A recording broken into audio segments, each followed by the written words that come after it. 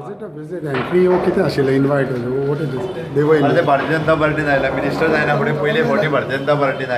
ऑफिसान आयले that is a great thing after become a minister they have come to our party office that's one we had welcomed them and the felicitate केलं हय हय